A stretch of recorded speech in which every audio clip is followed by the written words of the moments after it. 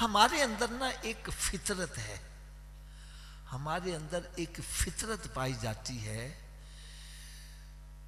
कि अगर मेरे पास कोई अच्छी गाड़ी आ गई है तो मैं चाहता हूं ऐसी गाड़ी किसी और के पास ना हो। अगर मेरा अच्छा मकान बन गया, मैं चाहता हूं ऐसा मकान किसी और के पास, जैसा मैंने लिबास पहन लिया ऐसा लिबास किसी और के पास ना हो, ताकि मेरा सर फख्र से बुलंद रहे। लेकिन करोड़ों दरूद करोड़ों सलाम उस प्यारे आका सल्लल्लाहु अलैहि वसल्लम पर कि रब ताला की तरफ से जब भी कोई इनाम मिलता तो अपने उम्मतियों को याद कर लिया करते थे।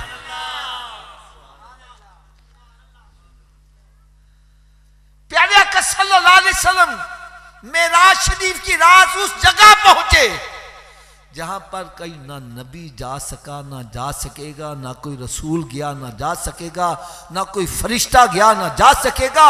इतने बुलंद मकाम पर पहुंचकर अर्ज करते हैं, मालिक मौला जिस तरह मुझे मेराज करवाइए मेरे उम्मतियों को भी मेराज करवा दे।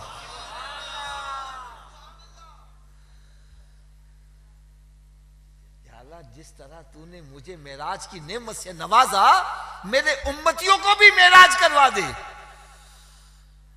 रब ताला ने इरशाद फरमाया, मेरे महबूब मैंने तो तुझे वहां बुलाया जहां कोई ना नबी आया ना आएगा, ना कोई फरिश्ता आया ना आ सकेगा। तू अपने उम्मतियों की बात कर रहा है।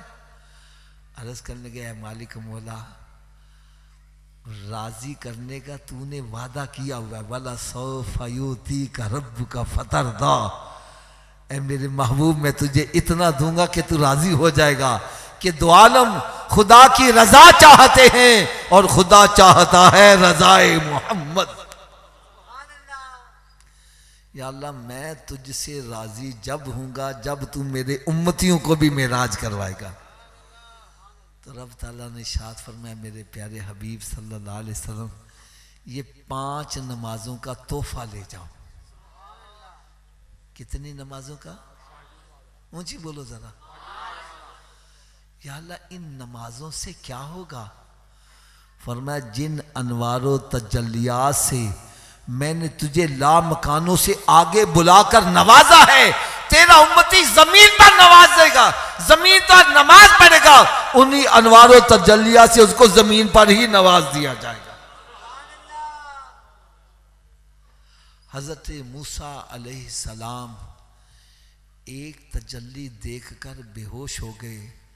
जब होश में आए तो अर्ज करने गया, मालिक मौला मैं तेरी एक तजल्ली को बर्दाश्त है, ऊंची बोलो यार जरा, एक तजल्ली को बर्दाश्त नहीं कर सका। रब ताला ने इरशाद फरमाया, मूसा आ मैं तुझे अपने महबूब के उम्मती की जरा शान बतलाऊं, महबूब की नहीं उम्मती की शान।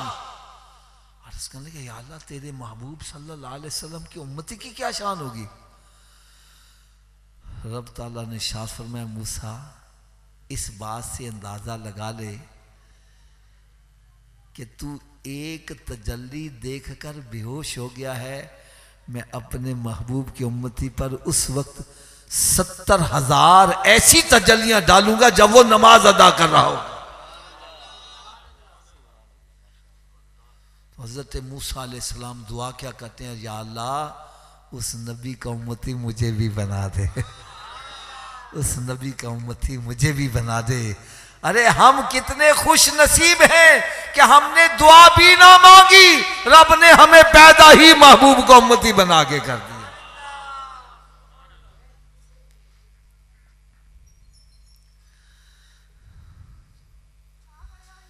हदीस मुबारका में आता है, अस्सलातो मिराजुल मोमिनीन, नमाज मोमिन की, ऊंची बोलो जरा, थोड़ा सा ऊंची आवाज है।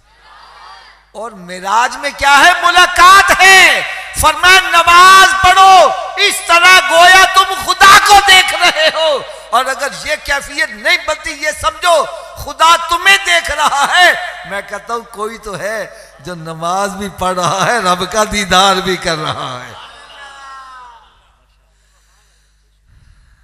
नमाज मोमिन की ऊंची बोलो यार। मेरे पास एक ईसाई पादरी आया, सियालकोट का रहने वाला ईसाई पादरी, अल्हम्दुलिल्लाह कलमा पढ़ के मुसलमान हो गया।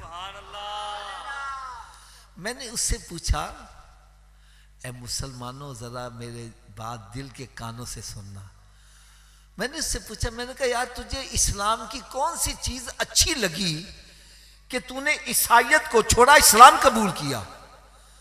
यार उसने ऐसा कमाल जवाब दिया, ऐसा कमाल जवाब दिया।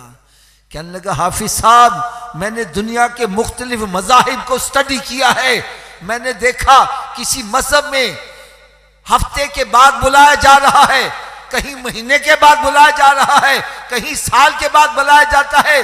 पूरी दुनिया के अंदर सिर्फ एक इस्लाम वाहिद मजहब है जो रोजाना 5 मरतबा रब ताला का दीदार करवाता है।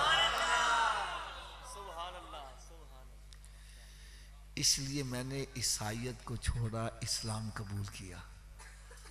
यार मुझे इस पे खुशी भी बड़ी हुई और दुख भी बड़ा हुआ। खुशी इस बात की कि एक गैर मुस्लिम नमाज को देख के मुसलमान हो रहा है, और दुख इस बात का कि मुसलमान हो के नमाज नहीं पढ़ रहा।